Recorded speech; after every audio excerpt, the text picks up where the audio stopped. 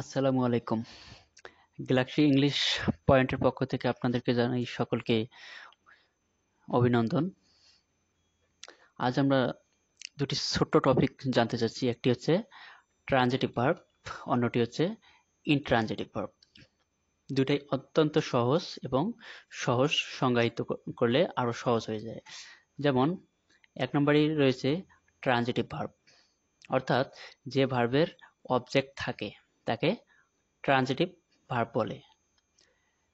এবং intransitive verb, যে ভার্বের অবজেক্ট থাকে না তাকে ইনট্রানজিটিভ ভার্ব বলে। অর্থাৎ ট্রানজিটিভ ভার্বের অবজেক্ট থাকবে এবং ইনট্রানজিটিভ ভার্বের অবজেক্ট থাকবে না। তো এক্সাম্পলের মাধ্যমে দেখি। Transitive verb, for example, I like mango juice. আমি আমের রস পছন্দ করি বা আমের জুস পছন্দ করি। অর্থাৎ এটি যে ট্রানজিটিভ ভার্ব, আমরা কিভাবে বুঝবো? এই ভার্ব, আই একটি সাবজেক্ট, এর পরেই রয়েছে ভার্ব। তো এই লাইক নামক ভার্বকে আমরা যে প্রশ্ন করি যে আমি কি পছন্দ করি, আমি আমের রস পছন্দ করি। অর্থাৎ ভার্বকে কি এবং কাহাকে দ্বারা প্রশ্ন করার পর যদি পজিটিভ কোনো উত্তর পাওয়া যায়, অর্থাৎ সেই ভার্বের অবজেক্ট থাকে। অর্থাৎ এই লাইক নামক ভার্বটাকে যদি আমরা প্রশ্ন করি আমি কি পছন্দ করি, তাহলে আমি আমের রস পছন্দ করি। অর্থাৎ এই ভার্বের, লাইক নামক ভার্বের অবজেক্ট রয়েছে, সেক্ষেত্রে এই লাইকটি হচ্ছে একটি ট্রানজিটিভ ভার্ব। এর পরবর্তী এক্সাম্পলে দেখি। I saw a blind man. আমি একটি অন্ধ মানুষ দেখেছি। অর্থাৎ এই স নামক ভার্বটাকে যখন আমরা প্রশ্ন করি যে আমি কি দেখেছি, আমি একটি অন্ধ মানুষ দেখেছি। অর্থাৎ স নামক এই ভার্বটার অবজেক্ট রয়েছে, অর্থাৎ এটি হচ্ছে ট্রানজিটিভ ভার্ব। অর্থাৎ যে ভার্বের অবজেক্ট থাকে সেটি হচ্ছে ট্রানজিটিভ ভার্ব। আচ্ছা, এবার দেখি intransitive verb. Example, the baby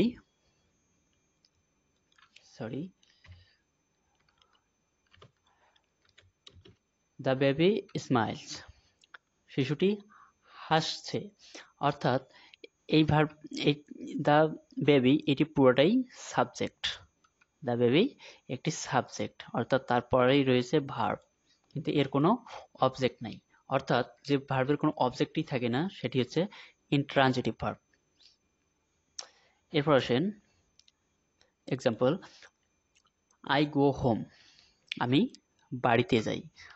এখন এই গো নামক ভার্বটাকে যদি আমরা প্রশ্ন করি যে আমি কি যাই অথবা আমি কাহাকে যাই, কোনো উত্তর পাওয়া যায় না। অর্থাৎ আমরা গো নামক ভার্বটাকে যদি প্রশ্ন করি যে আমি কোথায় যাই, আমি বাড়িতে যাই। অর্থাৎ গোকে কোথায় দ্বারা প্রশ্ন করার পর যদি অ্যান্সার আসে, পজিটিভ অ্যান্সার আসে, তখন তার পরবর্তী ভার্বটা হয় অ্যাডভার্ব অফ প্লেস। অর্থাৎ কোথায় দ্বারা প্রশ্ন করার পর যদি কোনো পজিটিভ অ্যান্সার আসে, তার পরবর্তী ওয়ার্ডটি হচ্ছে অ্যাডভার্ব অফ প্লেস।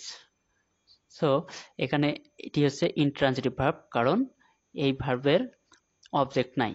তো আমরা অবজেক্ট পাবো একটি সেন্টেন্সে কখন, যে ভার্বের, যে ভার্বকে কি এবং কাহাকে দ্বারা প্রশ্ন করার পর যদি পজিটিভ কোনো অ্যান্সার আসে, সেটি কিয়ামত পর্যন্ত অবজেক্ট হয়। তো আজকের মধ্যে এখানেই শেষ করছি। আগামী ক্লাসে অন্য কোনো টপিক নিয়ে